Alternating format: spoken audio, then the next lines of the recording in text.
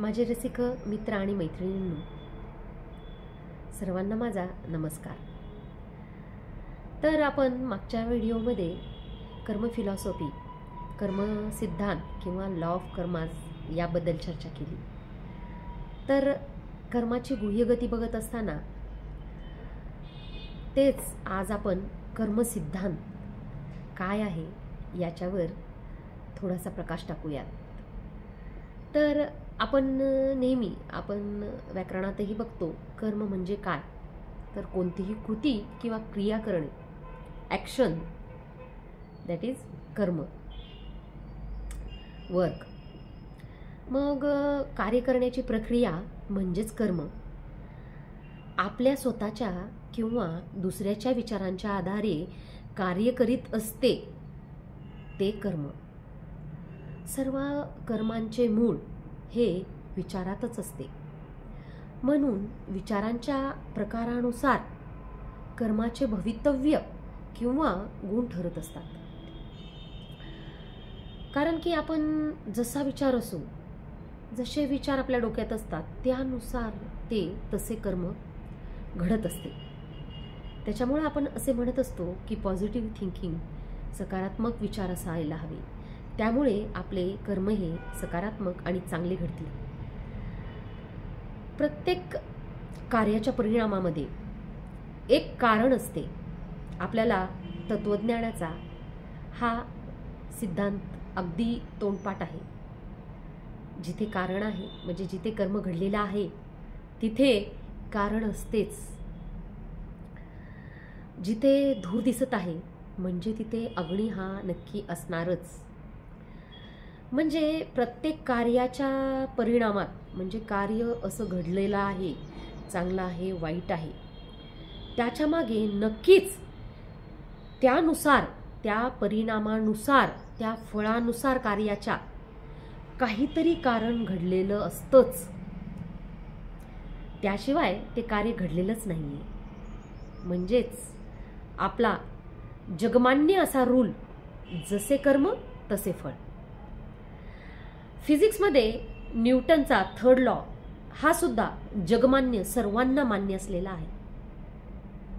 For every action there is an equal and opposite reaction. जवळपास हा सर्वांना तोंडपाठ असतो। प्रत्येक क्रियेला समान आणि विपरीत प्रतिक्रियाही असतेच। ख्रिश्चन धर्मातही असं सांगितलं जातं, पेराल तसे उगवेल। प्रत्येक धर्मात, इस्लाम असो, हिंदू असो, ख्रिश्चन असो, किंवा आता जो आलेला 500 वर्षापूर्वी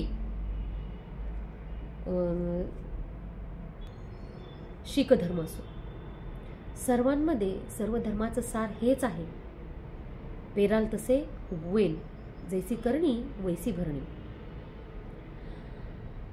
म्हणजे आपण जो न्यूटनचा थर्ड लॉ बघितला, म्हणजे न्यूटनच्या नियमाचा आधार जर आपण कर्माच्या घेतला, हा लॉ सुद्धा आध्यात्मिक सिद्धांतावरच अवलंबून आहे।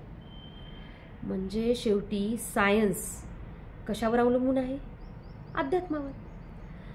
हा न्यूटन स्वतः सांगतो की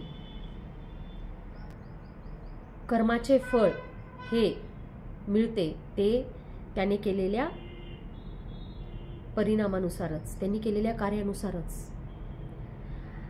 म्हणजे अध्यात्मावरच पूर्ण विज्ञान हे अवलंबून आहे।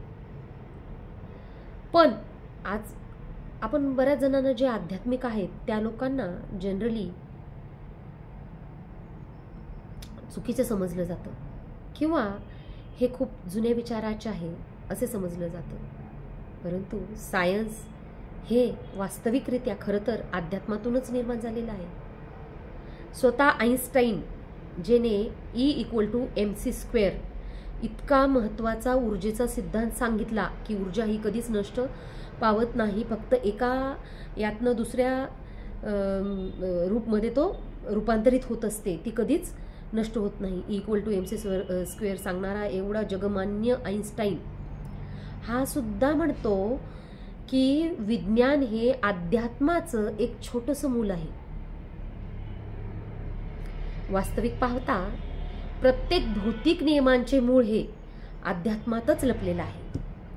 कारण प्रत्येक भौतिक नियम किंवा सिद्धांत हा आध्यात्मिक नियमांच्या बरोबरच असतो.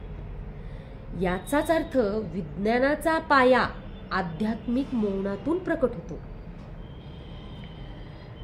कर्म सिद्धांत पूर्णपणे समजण्यासाठी आणि तो कसा अंमलात आणला जातो यासाठी आत्म्याचे ज्ञान असणे आवश्यक आहे. शेवटी अध्यात्म म्हणजे काय तर आत्म्याचे ज्ञान. कारण आपण हे आत्मा आहोत. आपण कोण आहोत? आपल्याविषयी ज्ञान, आत्म्याविषयी आपल्याविषयी ज्ञान म्हणजे अध्यात्म आणि आपण आहोत आत्मा. म्हणून आत्म्याचं ज्ञान होणं हे अति आवश्यक आहे. आत्मा कर्म करताना शरीराच्या अवयवाचा उपयोग करीत असतो. आत्मा जे दोन भ्रुकुटीच्या मध्ये जे आपल्याला माहीत आहे, ब्रेन असतो. ब्रेनमध्ये जे हायपोथॅलॅमस असतो त्याच्यामध्ये सर्वात महत्त्वाची मास्टर ग्लँड असते पिट्युटरी ग्लँड. तिथेच त्या ठिकाणी आपली आत्मा ही वास्तविक राहत असते आणि आपण बोलीभाषेत म्हणत असतो की दोन भुवयाच्या मध्ये इथे राहत असते. आणि आपण ज्या डोळ्यांनी पाहतो, ऐकण्यासाठी कानाचा उपयोग करतो किंवा कुठले कार्य वगैरे सगळे आपण हाताने, शरीराने, बाकीच्या अवयवांनी, इंद्रियांनी करतो. मी करतो, माझं शरीर हे करतं. पण हे सगळं करणारं इथं बसून ह्या सर्वांची मालिक, सर्वांचा राजा कोण आहे? ह्या सर्व इंद्रियाचा आत्मा. आत्मा हे सर्व घडून आणते, हे सर्व करून आणते. आत्म्याला दुसऱ्या लोकांशी आपल्याला संवाद साधायचा आहे, दुसऱ्यांशी आपण बोलतोय. मी बोलते, माझं तोंड बोलते, पण ते तोंड नाही बोलत किंवा ते इंद्रिय काम नाही करत. ती आत्मा करते. तो संवाद आपली आत्मा साधते, देह नाही. म्हणजेच बोलणे, वागणे, हावभाव, भावना प्रकट करणे किंवा सगळे कार्य जे कोण करत आहे? सर्व इंद्रियांची मालिक. आपले जे 5 ज्ञानेंद्रिय आहेत, 5 कर्मेंद्रिय आहेत आणि 1 मन, याला पण 11वा आपण इंद्रिय मानतो. म्हणजे ही 11 इंद्रिय आहेत. या सर्वांची मालिका आहे आत्मा. या सर्वांचा राजा आहे. आपल्या शरीररूपी रथाचं सारथ्य करते आत्मा. शरीररूपी गाडी चालवणारा ड्रायव्हर आहे आत्मा. आत्म्याच्या 3 शक्ती आहेत: मन, बुद्धी आणि संस्कार. मनामध्ये सर्व प्रकारचे विचार उत्पन्न होतात आणि बुद्धी अशी शक्ती आहे जी या विचारावर निर्णय घेते. मन विचार उत्पन्न करतात, मनामध्ये विचार उत्पन्न होतात आणि याच्यावर निर्णय कोण घेते? बुद्धी. चांगले, वाईट, योग्य, अयोग्य, विवेक, आपला सगळं जे काय आहे ती म्हणजे बुद्धी, धृती. आणि मग आपण ते कर्म करतो.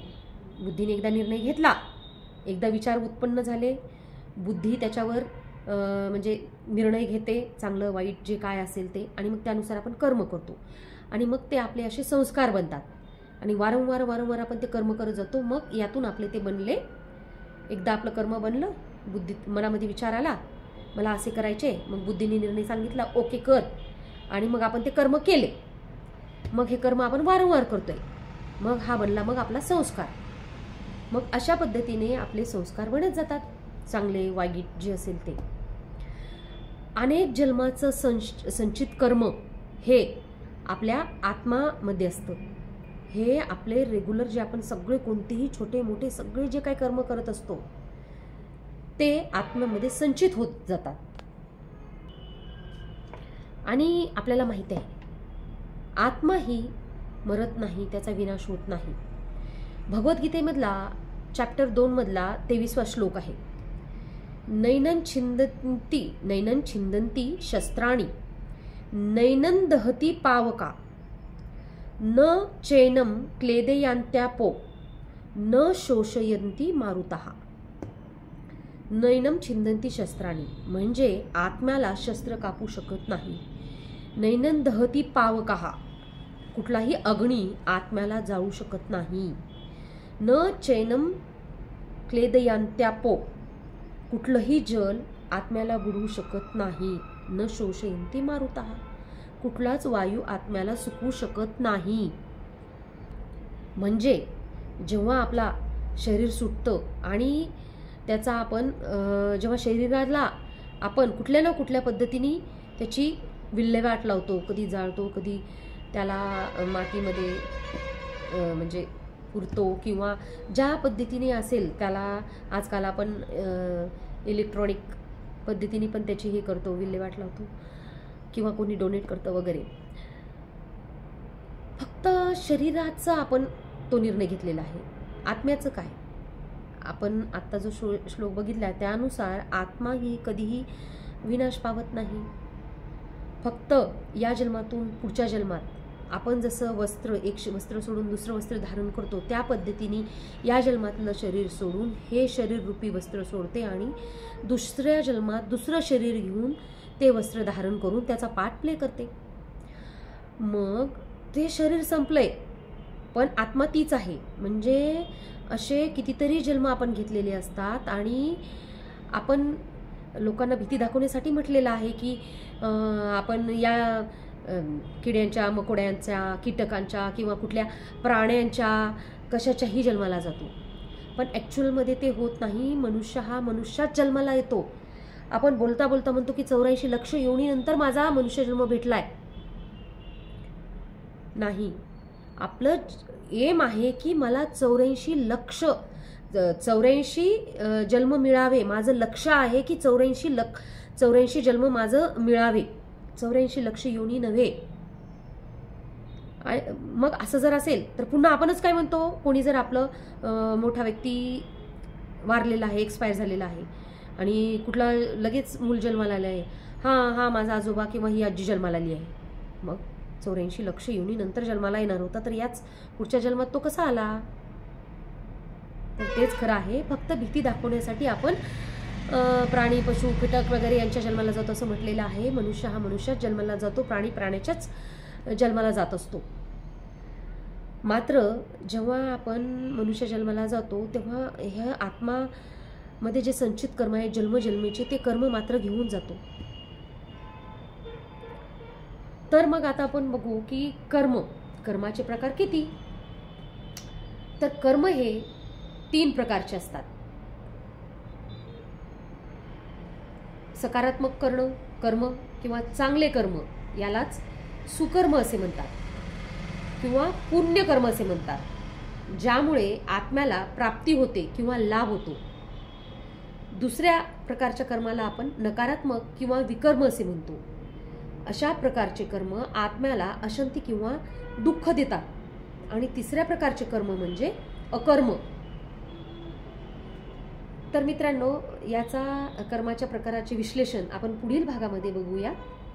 धन्यवाद.